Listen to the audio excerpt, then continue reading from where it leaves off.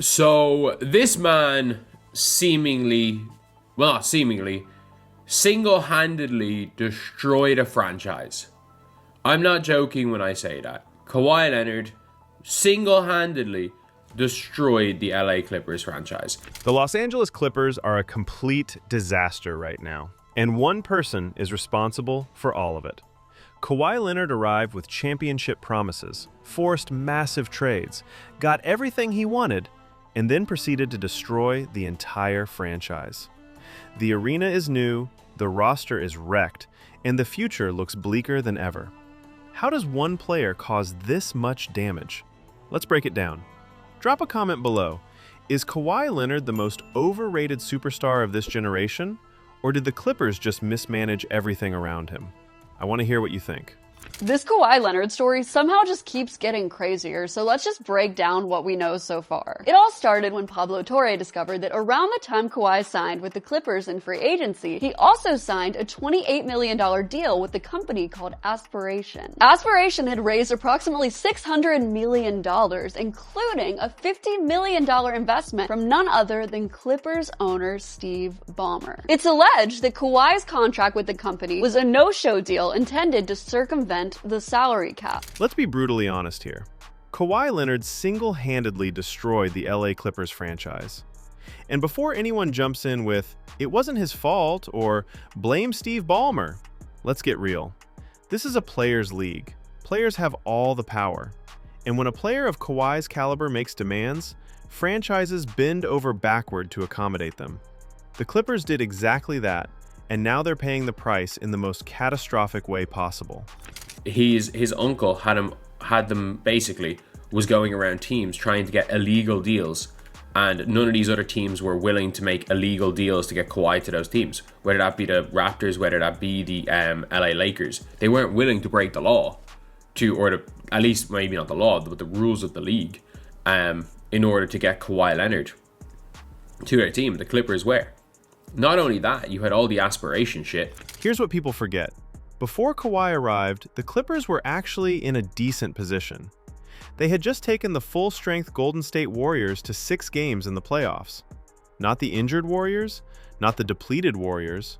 The Warriors with Kevin Durant, Steph Curry, Klay Thompson, and Draymond Green. That Clippers team had Shai Gilgeous-Alexander, who's now an MVP candidate. They had Patrick Beverley bringing defensive intensity. They had Montrezl Harrell providing energy off the bench. They had Landry Shamet as a young shooter with potential. They had Lou Williams, who was legitimately one of the best sixth men in basketball. They even had Tobias Harris before trading him. That roster had pieces. That roster had a foundation to build on. You guys have obviously had some unfortunate circumstances. Like you said, you missed time. Brad's been out for the year. But in previous seasons, that hasn't been totally abnormal for this group to have guys in and out, and they've still kind of found ways to stay around 500 or above 500. What do you think is the difference with this group where it's been such a struggle to kind of sustain some of the blows you guys have taken early? Just got to get the right lineups on the court, I guess. Get some more talent, play with better talent, and see what happens. You say get more talent. Is that like internally, externally? I'm saying like playing better. Like we all just got to play better, make shots, move the ball a little bit more, trust one another, and just be better. But Kawhi Leonard didn't want to build. He wanted to win immediately on his terms. And his terms included one non-negotiable demand: get Paul George, or I'm going somewhere else. The Clippers, desperate to land a superstar and establish themselves as legitimate contenders in LA, did whatever it took. They mortgaged their entire future to make Kawhi happy. They traded Shai Gilgeous-Alexander, who was 20 years old at the time and clearly special. They traded Danilo Gallinari. They sent 5 first-round picks to Oklahoma City. 5. Let that sink in. They gave up 5 first-round picks and 2 young players for Paul George, who had just come off getting bounced in the first round. Do you anticipate playing tomorrow? Next question. Yeah, thank you guys. Yeah, actually, the same thing. I was going to play the last game. Touching it up. Now, in fairness, at the time, that trade made sense on paper. Paul George had finished third in MVP voting the previous season. Kawhi had just won Finals MVP and led the Raptors to their only championship in franchise history. People were genuinely debating whether Kawhi was the best player in the world. His playoff performance was historic. The clutch shots, the defensive dominance, the two-way excellence.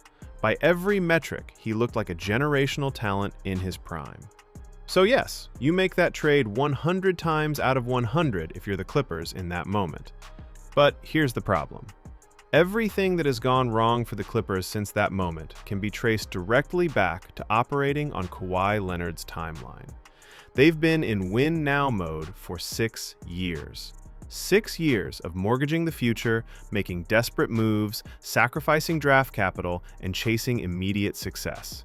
And what do they have to show for it? 2 playoff series wins when Kawhi was healthy. 2. They won a 3rd series when Kawhi was injured, which almost makes it worse because it proves they could function without him. It's been 6 years since the Paul George trade.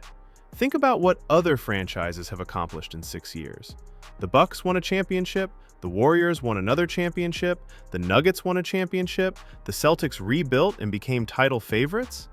Meanwhile, the Clippers have been stuck in this purgatory of high expectations and devastating failures, all while their future assets disappeared one by one. Let's talk about the load management situation, because that's been a massive part of this disaster. Kawhi has barely been on the floor. He sits out games constantly. The Clippers built their entire organization around his availability, and he's given them maybe 60% of what they needed. When he does play, he's still excellent. Just recently, he dropped 36 points and took over in the 4th quarter. But what good is that when you can't count on him being available for the games that actually matter? The Clippers keep making moves designed to capitalize on a championship window that keeps shrinking. The James Harden trade is a perfect example. They gave up assets to get Harden because they thought it would put them over the top. And sure, they didn't give up much in terms of immediate talent, but they gave up more draft capital to a team that already owned their future. They now owe multiple picks to Oklahoma City and picks to Philadelphia. Their draft cabinet is completely bare. They have no young prospects developing. They have no flexibility. They're stuck. And here's the truly maddening part. They're not even good anymore. This team is legitimately one of the worst in the NBA right now. They're losing to teams that are actively trying to tank. They lost to Dallas when the Mavericks were sitting guys and clearly prioritizing lottery position. They gave up a 32-4 run against Miami and pulled their starters in the 3rd quarter because the game was already over. The 3rd quarter. They quit. An NBA team with championship aspirations entering the season quit before the 4th quarter even started.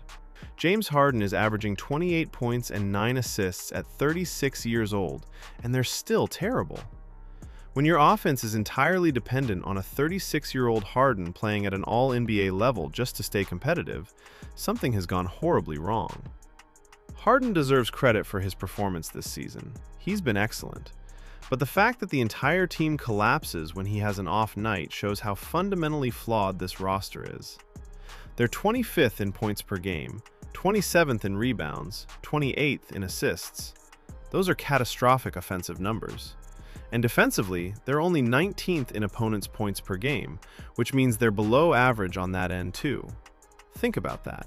They employ Kawhi Leonard, one of the greatest two-way players in NBA history, a 2-time Defensive Player of the Year, a 2-time Finals MVP, and they're still below average defensively. How does that happen? How do you have one of the best defensive players ever on your roster and still field a mediocre defense? The answer is simple: load management and lack of continuity. Kawhi sits out so much that the team never develops chemistry. They never develop defensive rotations that work consistently. They're constantly adjusting to who's available and who's not. That instability destroys any chance of building a cohesive system. Now let's talk about the future, because it's genuinely bleak. The Clippers might have to give up their 1st-round pick this year to Oklahoma City. They're currently sitting near the bottom of the standings, tied with Sacramento, and they don't even own their pick.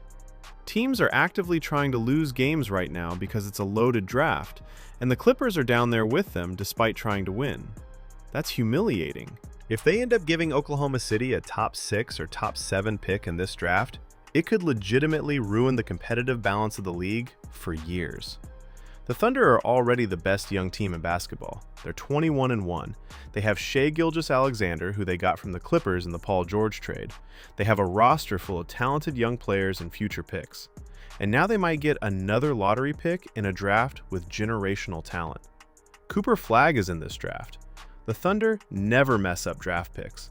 Whoever they select will contribute immediately.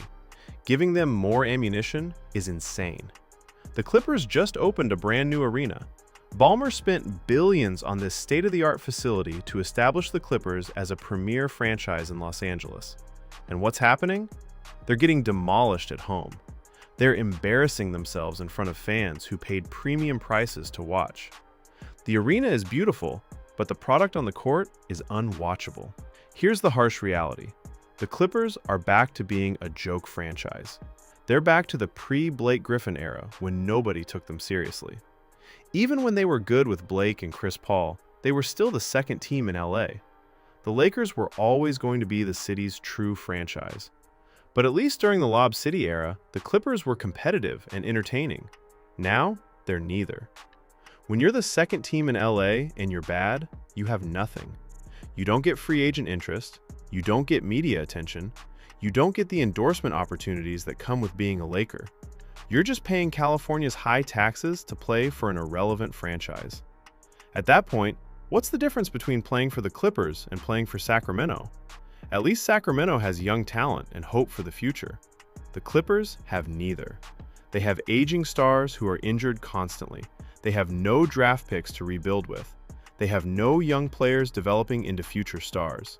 They gave all of that away to chase Kawhi Leonard's championship timeline, and it failed spectacularly. And there's another layer to this disaster that could make everything even worse. There are credible reports that the Clippers engaged in under-the-table payments to Kawhi Leonard's camp during the recruitment process. If the league investigates and finds evidence of tampering or salary cap circumvention, they could face massive penalties. They could lose more draft picks. Kawhi's contract could potentially be voided. The fallout could be catastrophic. Multiple teams probably do similar things. It's an open secret that some organizations find creative ways to compensate players beyond the official salary cap. But if the Clippers get caught and made an example of, it could cripple them even further. They'd be the franchise that broke the rules, destroyed their future, and still couldn't win anything meaningful. Steve Ballmer shoulders some blame for enabling all of this. He's the one who signed off on the trades. He's the one who approved the contracts. He's the one who allowed the organization to operate in desperation mode for 6 straight years. But ultimately, this all started with Kawhi Leonard's demands. He forced the Paul George trade. He demanded load management. He set the timeline that the organization has been frantically chasing ever since. If Kawhi had joined that 2019 Clippers roster without forcing the Paul George trade, they'd still have Shai Gilgeous-Alexander right now. They'd still have all those draft picks. They'd have flexibility and a future. Maybe they don't win a championship, but they'd be in a far better position than they are now. So there you have it. Kawhi Leonard arrived with promises, forced the Clippers to mortgage everything, and left them with nothing to show for it except an empty trophy case and a barren future. The disaster is complete. If you enjoyed this breakdown, hit that like button and subscribe for more honest NBA analysis. What's your take on Kawhi's legacy with the Clippers? Let me know below.